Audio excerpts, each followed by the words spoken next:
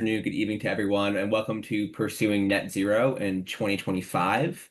We're really excited to be running this. My name is Chris. I'm a volunteer with the Workplace Climate Action Team at Work on Climate, and I'm also joined by Denise from the 1.5 team who's helping monitor the chat and support on the tech side.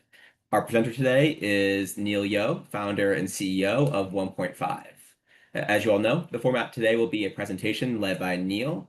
And please feel free to ask your questions throughout the session or use the Slido link, which will be in the chat at the end, to ask questions and upvote ones you want answered.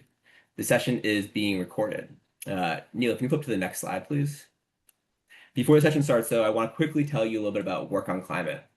With over 30,000 members and growing, Work on Climate is a nonprofit organization whose mission is to help people turn their professional work into the building blocks for a regenerative green economy.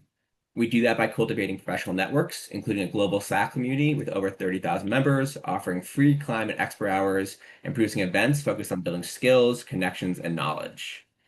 We can't afford to continue with business as usual. We're going to need transformative change across all industries to drive the climate action that we need today. And one of the places to get connected with like-minded folks is the Learn Workplace Climate Action channel on Slack in our Work on Climate community. If you're not already there, I'll share a link in the chat that you can use to, that just express your interest in getting involved and taking action in your current roles and in the workplace. Finally, it's my great pleasure for me to introduce Neil Yeoh. Take it away, Neil. We're excited to hear what you have to say. All right, let's jump into it. Mind you, I just came back from Asia a few days ago, so I'm battling some jet lag, but this is going to be great. I love teaching and it always gives me a lot of energy. I've got my team here, Denise and Lara. If you have any questions, there's also a Slido link and would love to connect afterwards with you.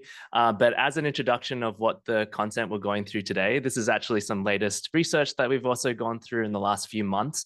But we also know that 2025 has been a bit of a turbulent month or year, sorry, in terms of climate and sustainability. But hopefully I can give you some trends as well as how to build decarbonization pathways, what would stop us from science-based targets, and hopefully give you some real tactical advice when it comes to upskilling and navigating a climate career in 2025. So a lot of the content we have comes from this academy, but we've also done a lot of updates to it. We're always constantly updating, which is the whole concept that things shift. And so excited to really jump in and definitely add Slido stuff. I'll make sure we get to it. So answering this straight question, I always like to make sure we answer the question of the session. What is actually stopping us from getting to net zero in 2025?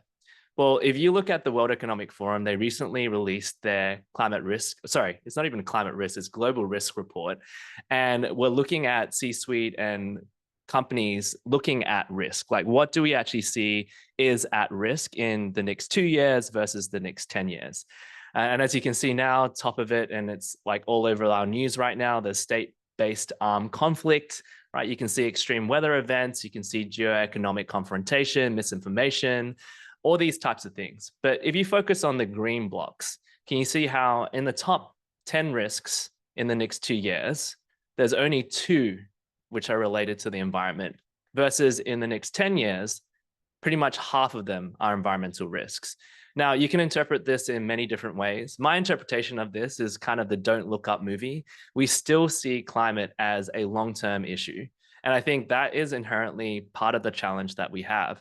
Climate change may not show up in, say, quarterly or annual returns, but it's actually arguable that I think it does. We just don't know how to calculate it. But our perceptions is that, it's an asteroid that is coming slowly to us and we're not yet feeling the issues. And so we're always foregoing short-term action because, it's so gradually coming that we don't actually see the impact. So I think this is just extremely important framing, because when it comes to just work in 2025 and beyond, how do we actually translate these risks to a bit more of an immediate risk versus just thinking it's going to be a long-term thing? We need to think a bit more tactically. And in the last 5 years, we've seen this huge rise of legislation. So basically, when COVID happened, there was a wake-up call, and a lot of people were like, okay, well, if our lives can be that fragile when it comes to a health pandemic, what about the climate crisis? And so in some senses, whole of society kind of woke up, and there was a huge amount of investment, a huge amount of movement. And we saw this from not only the United States, but also in Europe, where US publicly traded companies, according to the SEC, was supposed to start to report on climate risk. We saw the California regulations, and then also the EU CSRD, or the Corporate Sustainability Reporting Directive, which was driving a lot of EU companies still, or those that operate within the EU with a certain threshold of revenue, to comply. And those are like tens of thousands of companies. And if anyone knows greenhouse gas accounting, that also then ripples out to the whole value chain. So you're talking about hundreds of thousands, if not millions, of suppliers. And the problem, though, is that we were struggling to find consensus, and we still are. We call it the alphabet soup of sustainability standards. And so when it comes to what is limiting us from actually getting to net zero, well, we have an alphabet soup of all these different stuff like EFRAG, TCFD, TNFD has come up, and all these types of disclosure rules and regulations. And so some senses that has been a bit of a struggle, though there has been some improvements when it comes to the IFRS and interoperability of standards, but that's for like another topic. So in terms of what then has now happened, and this is 2025 now, we've seen the SEC kind of basically say, no longer do you need to report on climate because of the federal government. But the good thing is that we saw three trends that happened. So IFRS, ISSB, and we went through this in another topic, but I'll cover it. It's basically the one ring to rule them all. So if anyone is a Lord of the Rings fan, the one good thing that's happened in the last basically 2-3 years is the IFRS Foundation has basically absorbed all the different standards and try to create interoperability across all the multiple dozens of standards and key standards. So if you're science-based targets, CDP, or your SASB, GRI, all those types of things, they kind of built it off the structure of TCFD, which was built in the early 2010s with like Mark Bloomberg and Mark Carney, specifically towards climate risk assessment, and has been the main driver of climate finance and ESG reporting that you've probably seen. So the good thing is that we've seen a huge increase of those even country levels that are starting to use ISSB standards. California actually stuck true to their bases and said, you know, although the federal government is choosing to step back, we choose not to step back. And if anyone knows, in the US, we had a similar situation with the Californian Clean Air Act, where maybe a federal government might change their policies, but state governments can actually choose their own. And what we're now seeing, even with Californian regs, is other states like New Jersey, Colorado to New York are starting to look to adopt these, which actually effectively impacts and requires companies to act even if the federal government chooses not to do so. So this is a good sign. And unfortunately, the CSRD did then pull back with the omnibus. If people read that in the last couple of months, basically the EU is struggling with competitiveness at the moment, and with the geopolitical turmoil, they made a decision to basically pull back the number of companies that require climate risk and kind of delayed some of the CSRD reporting. So it basically meant that only the largest of companies currently need to report, and there's been a bit of a delay for when they need to do that mandatory reporting. But overall, if you look at the aggregate numbers, there is still movement. So even though there has been a consolidation, shifts globally, there's still movement forward. And I think the best way to show this is our latest diagram, and this jurisdictions are actually increasing as we speak.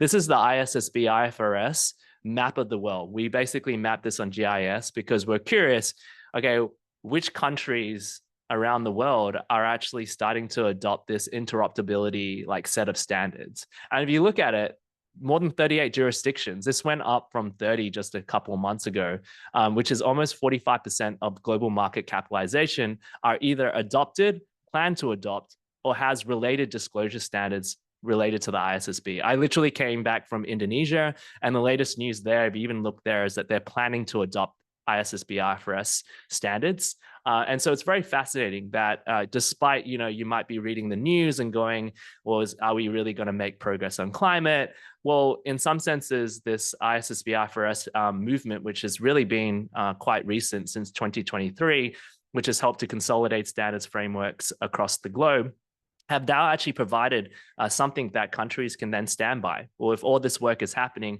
why don't we also step in and make sure that everything's standardized? Because if we do that, then there is this huge ripple effects from the top down, from countries to countries being able to take this on as a legislative regulation that then ripples down. And, you know, if you looked at another layer, you know, different countries and states also have their own regulatory standards, which is not a bad thing, right? The ISSB IFRS gives us an opportunity to like know how to interoperable, like basically figure out all the different tapestries of different efforts within the net zero pathways, but also individual countries can still push forward. So even in the UK with SECR or CERC, SDS, we've seen some movements despite EU saying pulling back on CSRD regulations. UK is being able to stand strong, and the California regulations has actually had a huge ripple effect. We're actually working with a couple of companies that are actually subject to California regulations. They thought that they'd not have to act because of the SEC and the federal government, but they still have to act now. And New York is very close, hopefully, to also adopting that similarly. So in some senses, this is good. And why is this good? And what does this have to do related to science-based targets or net zero or corporate to country action? It's because when we add regulations like this, history has shown us that it does reduce CO2 emissions, greenhouse gas emissions. Like if we don't have laws and we don't have standards and regulations, it's kind of classic. Human beings will do whatever they want to do to, extract as much out of the world as possible. But it's really important that these standards become regulations such that over time we're able to reduce the CO2. And this is not just in terms of the world, this is also in the OECD countries and so on and so forth. And so in some senses, if you look at this, the reduction is quite significant. These are like single to double digit reductions if we can make sure that we're working towards these standards. And in some senses, we've already seen this movement happen. And the cool thing I should say about net zero and investment into climate is it's still very much alive. It just may be a bit like what we call green hushing, and I'll explain to you what that concept is. But literally in the last decades, we've seen a huge increase in the rise of sustainability reporting, which is related to these standards and frameworks, regulations that I just talked about. It's like the corporate action side of things where organizations that want to meet the net zero goals are then going about, the GHG protocol to all the standards that I talked about to start their process based on the jurisdictions that they have. And according to this study with KPMG, we've almost led to a huge amount of companies that actually have written an ESG report. And you can see this hockey stick growth in the 2000s.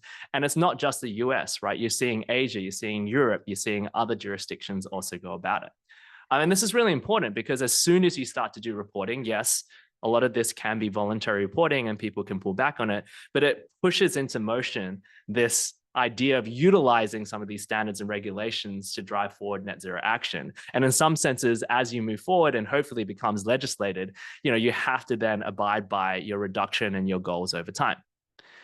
And the same thing alongside this ESG growth is for something like science-based targets. So this is SBTI, which is the Science-Based Target Initiative. It is one of many, but it's just one of the original one of the earliest, I guess, to sort of provide a framework for people to be able to set science-based targets, which is basically how do I, as an organization, set a science-based target related to the science, meaning how do I keep warming below 1.5 degrees Celsius, which is the halve emissions by 2030 from 2011 baseline years to like, how do I get to net zero by 2050, which will keep warming below 1.5 degrees Celsius, yada, yada, yada. That helps us to reduce the worst parts of impact.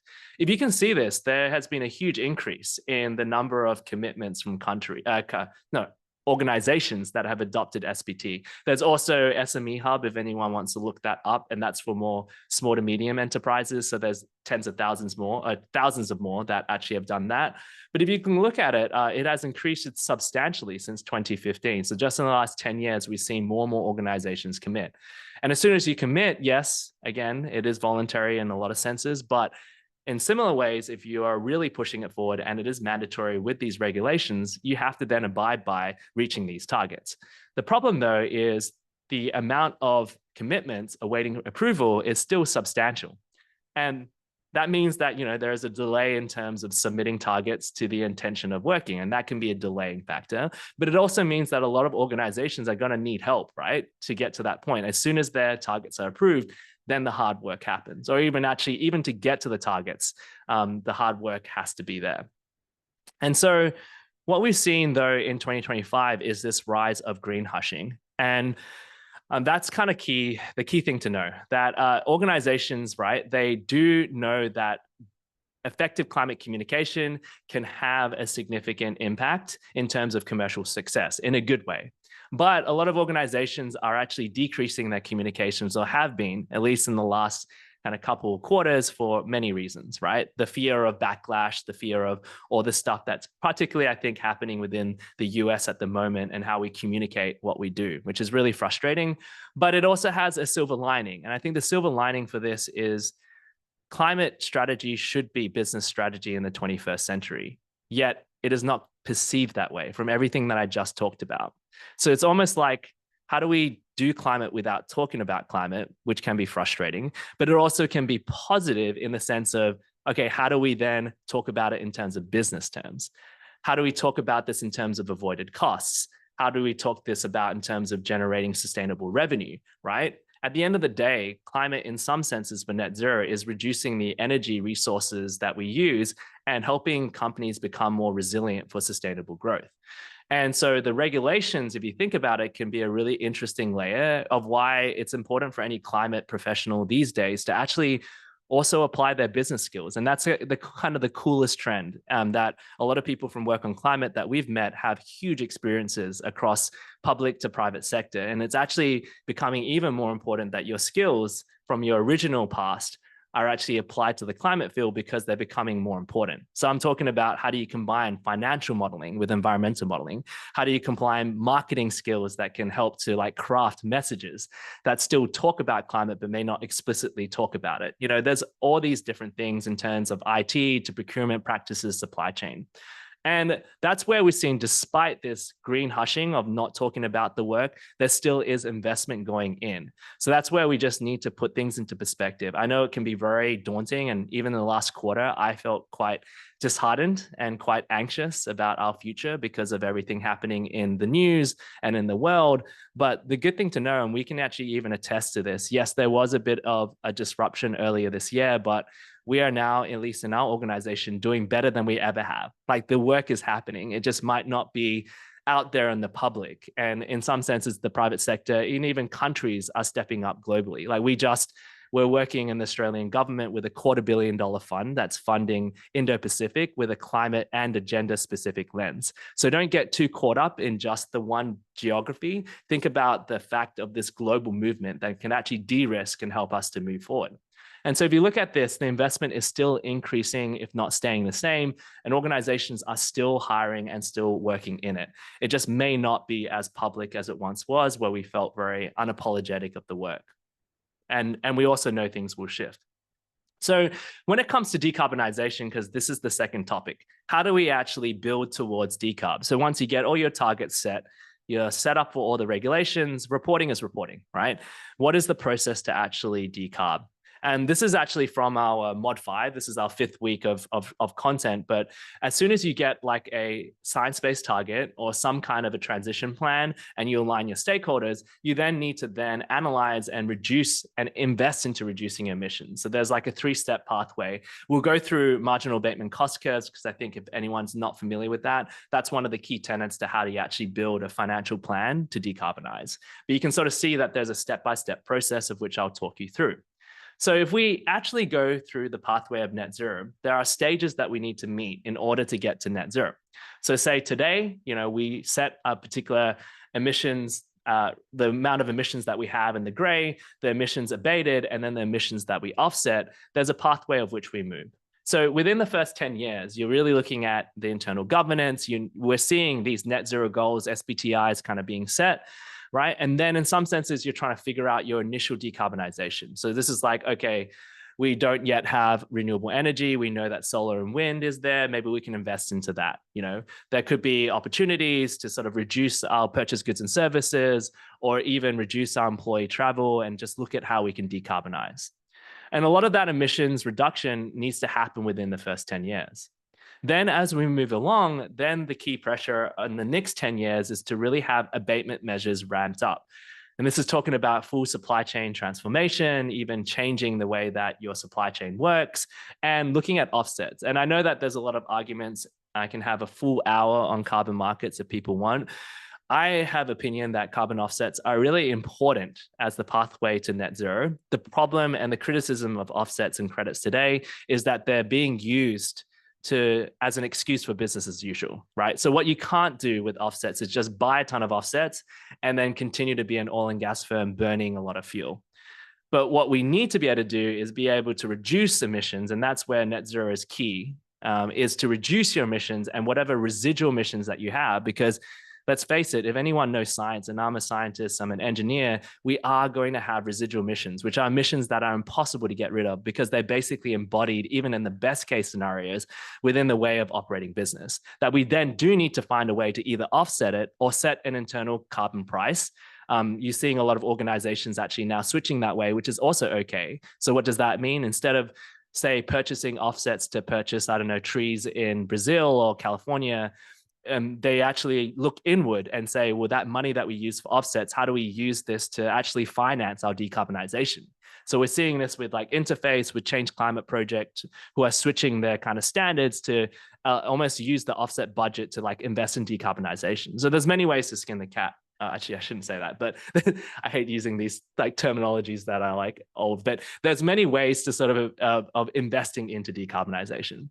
And then in a final sense, you know, we had this last 10 years where there are hard to decarbonize value chain things that we need to do. There's advocacy. And so in a lot of senses, I think just one kind of philosophical question is, you know, we're so stuck in just what's the next year, what's the next quarter. You know, we need to think about this in terms of the long-term pathway, but also need to make sure that we're taking on the best business practices. And so in some senses, the decarbonization planning considerations can be complex, right? They're multifaceted in the design process. They take time, and you can have time constraints, investment constraints, where the offset options are, internal carbon prices, all these different things that can part and play. Like what do we need to sort of consider to make this happen? And one of the simplest tools that we've seen, and it was popularized by McKinsey for better or for worse, but is used in majority of decarbonization plans, is the marginal abatement cost curve. So hopefully some of you have seen this before. If you haven't, I think it's, even if you have seen it, I think it's really good to refresh yourself on this. The reason why we're not seeing as much decarbonization plans is from everything I talked about in the past. Everyone's still kind of stuck in reporting world. We need to get to a point where we're actually reducing, and some companies have done this, but it's an ever-going process. So what is a marginal abatement cost curve? It's basically a simplified XY plot that shows on the one hand the abatement costs, so the cost that it requires for you to invest, either net positive, meaning you're getting a return on that investment, or net negative, meaning, I don't know, you're sucking CO2 out of the atmosphere with direct air capture carbon and it costs a lot of money. And then on the x-axis, you're getting the abatement potential. And that means like how much emissions can that particularly abate from that investment. So one simplest example would be like renewable energy. Anyone kind of guess where, say, investing in renewable energy could be? Well, in a lot of cases, it's probably this bottom slither here. It's like we're more than likely to assume that renewable energy in most jurisdictions can give us a return on investment, meaning that it's net positive for us. But it may not reduce all of our emissions because, say, our emissions are elsewhere. And so if you just walk through this step by step, the marginal abatement cost curve provides us an ability to build basically a static decarbonization plan. And now with, I think, AI and with like software programs, you can make it a bit more dynamic, but it allows us to strategically sequence the implementation of and investment into decarbonization initiatives over time. So you kind of like take your lowest hanging fruit, the ones that return investment, and then you slowly move up the curve, and then you're obviously abating, if not offsetting, not building a carbon price on the residual emissions that you have. So for example, here, this is for a European automotive sector. So it can also be done at an industry level, but it also can be done at a company level. If anyone's interested in a company that does this, there's a company called Teralytic, I think. If Denise can find it, you can look through it. They basically, it was the McKinsey team that built this. They spun out and are trying to build software to help with this. They're still kind of early on, but it's good to sort of see what it could look like when it's automated. And this is kind of how it works. Yeah. So we talked about the x-axis, and there's different types of ways that we could decarbonize the automotive industry, and they're kind of being built over time. So the lower the bar, the more profitable the solution is, if you can make sense. Like this is by cost. So if the cost is negative, it's positive for us. And then the higher the bar, the more costly it is in order to do, right? Which makes sense. So if it's low, we get cost savings. If it's high, we have to invest. And then you have the abatement side. So the wider these bars are, so these little boxes, the more abatement potential that particular initiative has, right? Should make sense. So some things reduce more than others, and that would be done by basic GHG accounting or probably like life cycle assessment modeling. You probably do some bespoke modeling based on emission factors at the country level, industry level, company level. So say, for example, I don't know, you invested into, say, glass rather than plastics for a material change. Glass and plastic will have an emission factor, which you could pick out from government agencies or perhaps from secondary life cycle inventory databases like EcoInvent that you multiply with the investment cost or the quantity of which you're purchasing, you know. And so there's many ways that you can do it. Where, again, we did another kind of workshop on GHG accounting if you're interested. We're not going to go through that too much. And so then you evaluate each of these investments and determine what the abatement costs and the potential of each action that it could take, right? And this is just the formula behind it. So for anyone that is anywhere like have ever sort of touched financial modeling before, a lot of this should be pretty common sense. But for those that haven't, you can look this up on Investopedia if you want. But the way that we do it is kind of similarly of combining just basic financial modeling with environmental modeling to look at the net present value discounted over a period of time. So net present value is a very common financial modeling term. We use it for when we invest into renewable energy, for example, to look at what the net present value over time is to make sure that there is like a positive investment just make sure that there's a positive kind of IRR to the investments that we make. Anyway, long story short, we need to figure out the marginal abatement cost of each initiative, which gives us a net present value divided by the GHG emissions abated over the project's lifetime. So an example could be with renewable energy with solar. Maybe solar has like a 20-year lifespan. So we kind of account for the emissions that solar can reduce over time, ideally also including the manufacturing and the full like end to end of the raw materials all the way to the end of life of a solar panel. But then we actually then look at then what the investment requirements are and what returns we could get. So I don't know, if you're in California, you might have a certain cost for a solar panel. And then we might even have tax rebates that could come back to us. You know, we might have predicted understanding of how much sun will be shining. That's how you then calculate it. Then that gives us the net present value. So the NPV is what we talked about. Does it provide us a positive NPV, meaning like it gives us below the curve like actual returns, or does it actually cost us money over time? And that's calculated by taking your full project savings minus the project cost and then using a discount factor, which again is very common in financial modeling. So you can look this up. There's a great resource with Walga that we can also share with you, but that kind of walks through examples step by step. But it's kind of like a basic financial model combined with environmental modeling. And if you do this right, then you can do this for each initiative. So this is an example of timers on kitchen boilers to switching fleets to hybrid vehicles. You can choose any kind of initiative as long as you have data. You then collate these marginal abatement costs for each of these initiatives. You map them on the XY plot. And then ideally, you sort the projects or prioritize the projects by the lowest marginal abatement to the highest, right? That's just ideally how a company would work. And then that's how you kind of then build your first kind of decarbonization plan or sets of initiatives on a full plot. And that's where I think it's just an important kind of tool to use. In practice, you know, I will say that a lot of the times we end up just working on one initiative at a time. So it is kind of like, an ideal sense that we have the full plot. And sometimes companies might do this as an exercise, basically to evaluate their upcoming investments. But a lot of times as a professional, you might be sort of focused on individual components and then attributing those reductions to the overall net zero plan. And so when you're trying to operationalize this, again, prioritizing the projects with the highest cost carbon abatement first, and just don't look at prioritizing cost savings and revenue generated, right? There's many other ways that you need to think about it.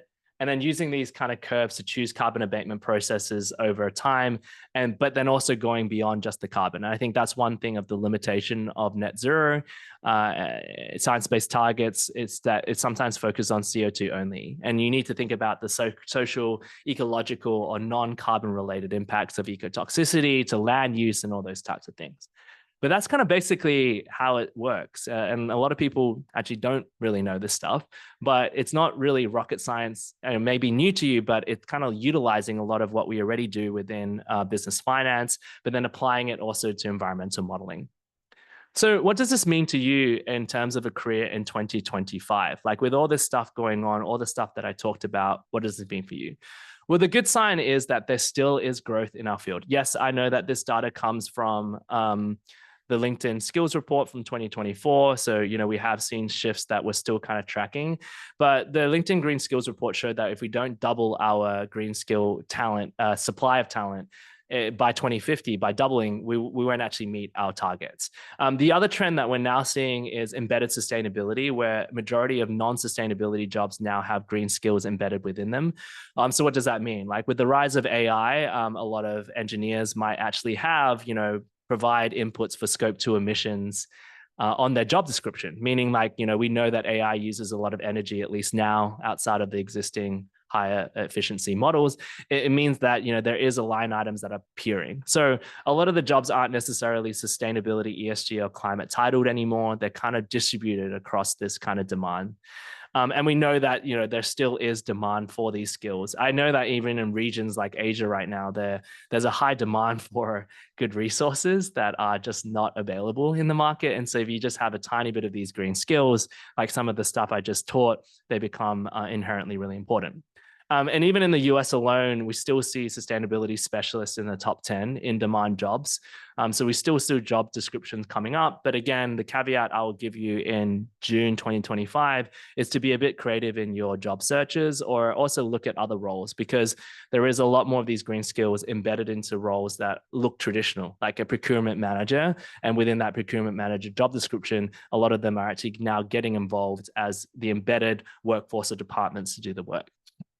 And so if there are tips for you, there are 3 tips that I'd give, and this is also in partnership with LinkedIn that we looked at for people looking still to transition into green jobs or kind of to evolve their green jobs in 2025. And the 3 things are evaluating your green adjacent skills to actually understand what the overlaps are with the current demand, understanding what local green job demands actually are. And I think there are things that we need to look a bit more localized, and using really applied learning and gateway jobs to sort of get there for you.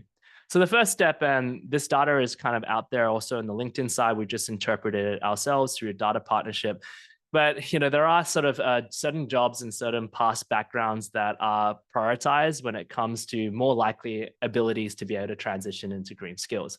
STEM is right up there, and you can sort of see other things like mathematics, engineering, and you can sort of see how some are less likely if they didn't have. And this axis, just to sort of make it really clear, is how much more or less likely are workers who move into green and sustainability related jobs to have these certain skills. So it doesn't mean that you can't do it, but the likelihood of past experiences and skills can also give you an advantage in today's work. So you can sort of see there are certain skills that are more prioritized and give you a higher chance than others that may not. And I would actually say this is 2023 data. And what I'm also starting to see now is a lot of these orange dots, I think, are starting to move up to the right. Right. So in 2023, I think there was an over prioritization for certain sciences or environmental specific skills or manufacturing skills. But I'm actually now seeing especially finance. So one cool thing is, we get to work with companies like the Environmental Defense Fund, and we receive database of basically 100 net zero project requests from the big companies. And I will say that the couple of trends we saw was a movement towards financial modeling and data analytics starting to increase, because as soon as the rubber hits the road, after you set your strategy and commitment, you need to actually get to the work. And so that's been quite interesting to keep those trends going. We also need to know where the talent is getting demanded by industry, right? It's not all even. Right. So the energy sector is really driving a lot, the food and ag sector to manufacturing sector to real estate sector. Again, take these somewhat with a grain of salt. LinkedIn has obviously got a lot of data. They also have trouble to keep up with the rapid changes, but we need to also look at the macro side of things about where people are actually hiring, right? So traditional blue collar working are leading some of the green skill demands. So these aren't just white collar works, it's also combining the green or blue collar work, but certain industries are requiring a huge amount of uptake. Then if you look at it from a country level, which is really important, it's not just, the same across the board. So if you look at US, Australia to France, and they have many other kind of countries to look at, the top 5 growing like green skills are different, and they obviously would differ depending on the supply. So for example, in Australia, it might be more related to the risk, whereas in France, they're looking more at the electrification. And so in some senses, as you sort of like look at certain job and career pathways, sort of knowing where you fit, where you actually want to get the job and align those skills to the demand is absolutely key. And the other side of it is then knowing where the green talent demand is, right? A lot of jurisdictions have been increasing, but some have been reducing. And if I recall some of the data, like even in Peru, there's been a reduction, and still in Indonesia, for example, there is investment in renewables, but still like an overweighted investment into coal, right? And so we need to be able to look at the macro trends for us to understand where the green talent by country lies and where, we actually want to move our careers related to where the investments are going to happen. And then if you're ever lost, we actually built a climate workforce playbook in partnership with LinkedIn. It's completely free to download, but we looked at some of the skills mapping of people who before and after they had jobs. And we found some really surprising data that what people are getting hired for isn't what they're doing on the job. Which is another whole kind of systemic issue where this field is blowing up and HR is a lagging indicator to hiring. So if you're kind of getting really frustrated, particularly if you're mid-career or senior career, and you're like, this is so frustrating because these job descriptions are absolutely insane, we feel you. It's literally a problem of the top-down issues of like an emerging field that doesn't know what they don't know. It's the same thing as if you are hiring a head of AI right now. I wouldn't be surprised if those job descriptions are completely like random, because who knows? But at the same time, there are these pathways and skills overlaps that you need to identify and gaps that you can fill. And we also looked at them in different industries. If you want to take a look, that has actually helped a lot of transitioners across different sectors and industries. And if we were to cap these in terms of real world ways to actually get through, I think these 4 key principles still land really well. One, experiential learning is going to be key. I mean, we do this in our academy where we allow people to actually work on models. Like if you're just learning passively and you're not actually applying the skills, you're not really increasing your competencies, right? You're also able to volunteer, just like Chris is in work on climate, right? There's opportunities to be able to add these to your resume. Then there is no shortcut to actually research and learning. That is extremely important. Some of the best hires that we've had, and we've hired people outside of our academy, are ones that are constantly curious, constantly continuously learning. And even if you're not in climate anymore, with the rise of AI, if you're not constantly learning, I mean, good luck, because I think the future proofing of your career requires you to actually be even more agile in today's world. So I think it works well if you're in climate or otherwise. And then being able to get real experiences, like, the Change Climate Project has volunteer opportunities. We have like 40 slots for that so that people can do greenhouse gas accounting with real companies. There is this need to actually add this experience there. And then if not, and all else fails, gateway jobs. And I'll show you a couple of examples that we've seen from our own data about how people are either shifting functionally in their role or also even switching in other ways as well. And so the issue, though, if we just bring this all home, is like, okay, this is all great, but how do you actually attain these skills? We totally feel you. And there are like many opportunities to get upskilled these days, but I think academia is honestly a bit theoretical and out of date. A lot of other programs tend to be not taught by practitioners and are still hypothetical. And a lot of programs don't actually provide you hands-on experience. And I think there's a lot of issues that have kept a lot of professionals out of the workforce. And for those that haven't heard about it before, that's why we ended up building the academy. And for me, for the past 5 years, we were doing advisory work. We did 100 net zero projects, and we're like, no one's actually explaining this stuff clearly. No one's actually giving the skills. Like, to get the skills, you need the job. To get the job, you need the skills. It's absolutely ridiculous. And so over the last 2 years, we've done, and it will be up to our 8th cohort, and we're almost 1,000 people now, to do these skills training to actually get practical skills. So you have to practice these skills. So take the marginal abatement cost curve, which might have just totally gone over your head. What we would do is actually like grapple with that for a longer period of time and then get you to actually build a marginal abatement cost curve. Because as soon as you try to do one, you're like, okay, interesting. This overlaps with my skills. Oh, actually, that's what it's required to actually do it. And the cool thing is that LinkedIn, they've been cool, and they've actually featured our training program as one of the ones that we applied using Coding Academy style training to actually help upskill people. So it's been kind of cool to see them recognize like how we've been trying to help move people and get them upskilled. And we did this because of figuring out what these skills are that are in demand. And especially as a sustainability professional coming to our world, there are specialist, generalist, and also fluency skills that you need. Of which, if you look at general business and climate fluency, a lot of these are you should already have in some senses. So it's really amplifying existing skills into the climate world. And all these skills are starting to change in terms of their demand, right? And that's really important as you start to understand net zero pathways. It does require us to be able to model and invest into decarbonization. And you can see how these skills kind of outline. And so it wasn't any ironic way that we ended up building like a lot of our modules to map on these key skills, because we're like, we need ways to do this. And so my personal story, for those that haven't heard it, was I did a Master's of Environmental Management at Yale University, one of the oldest forestry environmental schools. Sounds fancy, but I literally learned less than 10% of the skills that I use today. They didn't have a GHG accounting course in the early 2000s. And so this is just to sort of show that there's a frustrating annoyance around an over leveraging of master's programs when skills-based programs actually have better outcomes. They just may not be as recognized, and we need to change that. And I think that's where we've been working on it, by just building an undeniable kind of community of professionals, and also like this new movement of the future of learning. I mean, AI is also shifting it a lot, but that's where we brought in a lot of industry experts. We've been able to double people's skills, and that's by applying these skills. So we have this 2x confidence to advise. And so now, what have we sort of personally found when it comes to these career pathways? So hopefully this inspires you. When it came to Fong Li, she actually didn't necessarily, she came from a science background, but she didn't have any work in sustainability. So she was on a career break. She had background in IT and HR sector. And then so when she actually learned GHG accounting through Mod 2 and life cycle assessment modeling, she was able to use that in her interview process. And that actually helped her then become a sustainability analyst within Ferrero, which is one of the consumer companies that owns like Nerds and different kind of lollies and candies. So that was quite interesting, where, if you don't actually have the environmental modeling skills, even if you have the STEM background or the tech background, how do you actually bridge that gap? Jennifer Green was an interesting one, where she actually was a flight crew member at JetBlue. And this actually, we see this a lot happening, where people work within a different department and then they look at a sustainability job in the company and then they apply for it and then they don't get it, because they're kind of like, well, although you work at our company, I don't think you know enough about sustainability.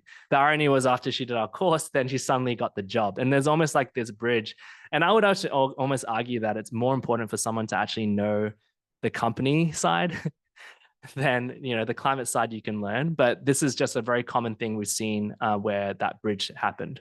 And Matthew McLennan was actually a really interesting one. He was actually a cost engineer at Nike.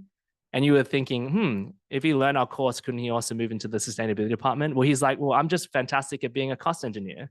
And I still want to be a cost engineer, but I just don't want to do it at Nike. I want to do it at a renewable energy company. And he actually ended up getting in this job at a renewable energy company by getting upskilled. So he's able to apply his domain expertise. So he's still a cost engineer, but now he works for a climate org. So can you see how that's creative? And then there's also people who are already in sustainability. And this is just a key crux of the issue in our industry. We now are training even like sustainability consultants and managers. So people still have gaps, right? Things are shifting and a lot of people still need to get upskilled. So if you have imposter syndrome, you're not alone. Like, everyone has imposter syndrome, honestly. We're constantly learning, because it's almost like these standards and regulations are evolving as we're trying to hit this net zero target. And then we also have other people who are bold enough to literally start their own thing. We have a lot of people who've kind of gone out on their own and are contracting out there doing independent work. So Adam was like a marketing consultant. Now he's able to do marketing consulting with an ESG and climate lens. And so a lot of the times, there is these needs for external hires. Like, you've seen that company graph I talked about in the earlier parts. We need people who can invest. And so like, these jobs are all across. They're not just in the consultancy world. They're not just at climate orgs. They're also at startups, at nonprofits, at governmental institutions. And so it's really kind of navigating what makes sense for you. And I think the overall part of it, whether you like look at learning in this way, I think it's important. We designed this for our academy, but this is important. At the end of the day, you need to practice the work. You need to network with the people who are in industry. And actually, we need to all do this as a community, because if we can't do this together, then we're not going to create any success. And that's literally how we designed this with the advice of Seth Godin.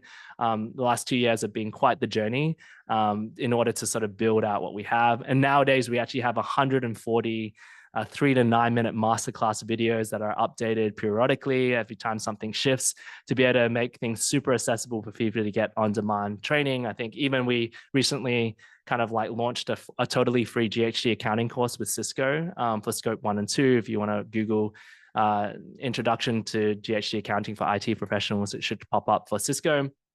But we need to get to this kind of modular learning that people can then watch anytime they want. We need to get ways where people can actually practice the skills. Like if you don't actually build a GHG accounting model, or you don't build a marginal abatement cost curve, you won't ever be able to apply this in any role. Even if you choose not to move into climate and you want to apply it from a non-climate role, practice is king, right? Learning, otherwise Coursera would have taken over the world. And that's why we ended up setting up a partnership with Change Climate Project, which allows us to give an educational license that would otherwise cost like $3,000 to access, to be able to help people to use software as well as to use Excel to build, emissions models and reduction models. So I think that's kind of key, because as soon as you start to get something wrong or you grapple with it, that's when the skill actually gets attained, and it's more likely going to help you through your career. And it's been supported by a lot of speakers. My goodness, we've had heads of sustainability from Allbirds to Meta. And the cool thing is we've been able to even ingest those transcripts and get key updates using AI to really stay ahead of the curve about what industry is actually struggling with. And so that's been actually really a cool under-hidden rule, is as soon as you start to hear from practitioners that are doing this work, not only does it give you a bit more confidence about how to navigate the topsy-turvy world of climate, like we need all of you, like honestly, but also how things are shifting and changing, how organizations are actually utilizing marginal abatement cost curves or not, or using alternates. And at the end of the day, we can only support each other, similar to Work on Climate, if we also combine our forces together. At least our community now is over 900 strong in 63 countries. In some senses, we see the same thing with Work on Climate, which is why we set up this partnership. We support so many of nonprofits mainly because we are bootstrapped. We don't take on any investors. We build this because it's a work of passion, and we try to make things as accessible as possible. And that's where, it's kind of cool to see how diverse our cohorts are and how diverse our people are. And it's kind of cool to see. Like we're a majority diverse across the world and majority female. And this is how we're designing it. So this summer, we're literally just about to start potentially our last cohort of the year. So we may not do one later in the year. So this is kind of the last chance in 2025 if you actually want to jump on board. But we have now designed our ability to be able to even use AI for networking so that people can get that, allowing people to do async content. So we're almost trying to reduce the face time, because I know people are full-time workers, or, they might want to get a lot of the content there. But, imagine being able to get 30 hours of work and even 24 hours of practice over like an 8-week period. We've seen that really amplify people, as well as being able to prove that credential on LinkedIn. And, we're working hard to get other certification bodies on board so that we can get even more recognition. And the cool thing is that we've been giving out more than $600,000 in scholarships in the last 2 years. So we will find you where you're at. I think that's actually even more important these days. We run a program that, allows us to pay the salaries of the teams that are involved. But the key point is to really build up a movement where everyone gets access to green skills that are willing to invest into their skills. And I think that's key. You have to be willing to invest in terms of your time, your energy to this, because you only get as much as you put in. And I think that's kind of key. And, the split of people has been quite fascinating. Over time, we've seen people from 2 to 20 years of experience. Obviously, a fair few people are looking for a job, but others are using to utilize their skills in their current job, even launch their own things. So it's kind of cool to sort of see how many different use cases of green skills we're basically observing every day. Like everyone's finding some cool way to use these green skills to be part of the climate movement. So with this, and this is my final slide, we have never, ever done this before, but literally just because our cohort is around the corner, it could very well be our last cohort of the year. If you haven't done our academy before, we are immediately, allowing people to qualify, because a lot of Work on Climate folk are what we call career catalysts. So you would be applicable for our scholarship to literally carve off more than half of our tuition immediately. And if you are even in the global south, which I think some people may be tuning in, we also have like a further scholarship possibly if you do fit within that.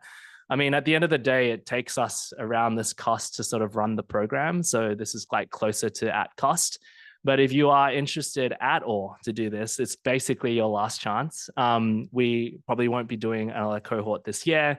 You can ask our alumni. We can connect you with it about if you want more information. We have info sessions and stuff like that. But we're running one of our last cohorts for an 8-week program coming next week. And so that's why Denise and Lara are here. By the 23rd, we're closing off applications. And we already have close to 80 to 100 people in this coming cohort. And we like to sort of get it to a good, healthy level that allows us to be able to really amplify the work we're going forward. Cool.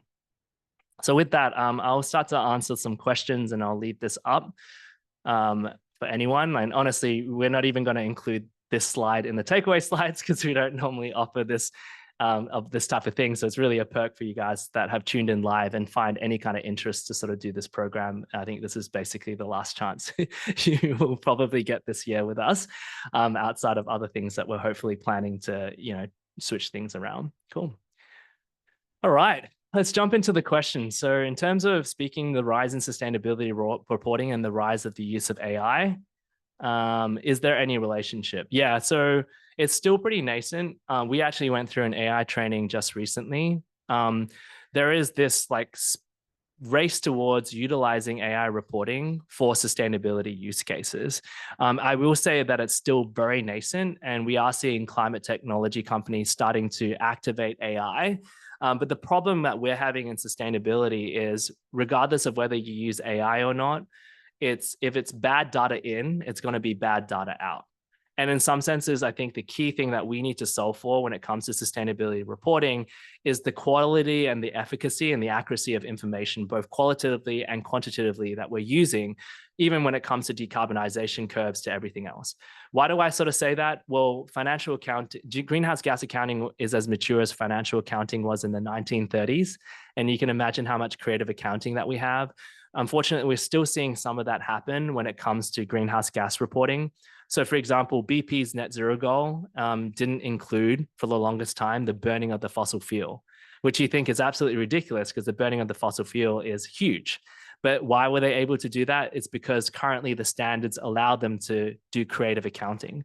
And so in some senses, yes, I think AI will help a lot. I think where it will help is traceability, supply chain data for scope 3, which is extremely important, where anyone that knows greenhouse gas accounting or has learned it before, the majority of emissions are from the supply chain. And in some senses, AI will really help us get better traceability. So we know that for the fashion industry, they're extremely wanting to be able to trace back. And I think all organizations need to be able to trace back to the front of their supply chain. And currently they're not able to do so because of the limits without AI. Anyway, sorry, that was a really long answer. So it's a bit caveated, but there are use cases. Cool. How do you think that there can be a balance between competitiveness among companies and sharing knowledge to reduce emissions and move towards sustainable practices? This is literally the issue that we have when it comes to cross-sharing information. Let me just give you one example. And we got to interview the former head of sustainability from Meta. She recently moved, Amanda Gardner. This is an example, just a simple example. CSRD, the EU regulations that changed earlier this year that I talked about, those changed. All of a sudden, it just disrupted her whole entire team. For basically 3 to 6 months, her team had to read these updates, figure out what matters, what doesn't matter, then depending on what matters, having to implement that into their reporting, and then later down the track, having to translate this. And this is probably actually answering the first question, whoever added this. I think AI actually is allowing us to ingest a lot of information in a much more efficient way. So imagine being able to input these 200-page standards of regulations and then really getting what's relevant for me, what can I do? That actually wasn't even possible 6 to 9 months ago with the AI models that we have, and now it's super possible. But the reason why I sort of state this is that there is this competitiveness issue when it comes to just navigating this rapidly changing environment of standards and regulations, which I think AI can help us with. But there's also similarly this issue of a lack of cross-sharing that I think we're trying to solve for. So say one company does their CSRD report, right, which is aligned with EU. If anyone's read any of I think there's more than 70 CSRD reports that have been recently released, they're all different. And it just kind of shows you how many different ways people are adopting this. And there is this feeling of kind of a lack of standardization of how to get this work done, a lack of sharing of knowledge, right? And I think the reason why we're seeing that is it shouldn't be the case, but there's a lot of risk, right? There's a lot of fear of getting it wrong, maybe not doing it right. There's a lot of fear of, Allbirds launched their life cycle assessment model for product emissions, and then they got sued by the wool industry, right? Because we're kind of dealing with this need to like formalize and mature our standards whilst we're also trying to align. So in some senses, I would love to see more cross sharing. And actually, that's one of our hypotheses coming up later this year is how do we actually aggregate different companies to start to co-share this work, which is one of my ideas that will really help. But that's also why it's important for us to like host these industry expert speakers, because you need to hear it directly from what they're doing and how it sort of links. But yeah, anyway, there's a lot there that we can unpack. And I think we still need to be able to show the financial dollars and cost and reduction. All right. There's so many more. I mean, I would just suggest, and Denise, maybe you can share my LinkedIn. If anyone wants to connect with me, please do. Also, hopefully we see you in the application funnel for our cohorts and see if you're a great fit for the upcoming one. But I do want to pass it back to Chris in the last minute. I like to stay on time for the feedback for the session. If not, hopefully you learned something interesting and new today, and, really great to connect. So back to you. Awesome. Thank you very much, Neil, and to everyone at 1.5 off presentation, and what a generous offer as well for that scholarship for everyone. I'm excited to see the great cohort you'll have this summer. Before you go, if everyone can take a minute or two, or as you leave, to just follow that link I put in the chat to give us feedback. It's incredibly helpful for us as we try to figure out how we can better support you all in the community. You can either scan that code on the screen or follow the link. And also don't forget to go to Workplace Climate Action and join our Slack community and work on climate. I will send a link in the chat as well for that if you're not actively involved. And again, like we mentioned in the chat, we will be sending a follow-up email with all the details from today's session, including the recording and the slides. So thank you all very much, and thanks to Neil and Denise, and hope everyone has a great day. Yeah, awesome. We'll keep up the work and the great work out there. Regardless of where we see you guys again, you are needed. Please, you are needed. And there is a lot of we need you. We need you, and things are happening one way or another. I think that's just one thing I need to leave with, just with everything going on in the world. You matter, and your skills matter, your career matters, and we will make this change happen. Cool. Awesome. Thanks, guys. Thanks, everyone.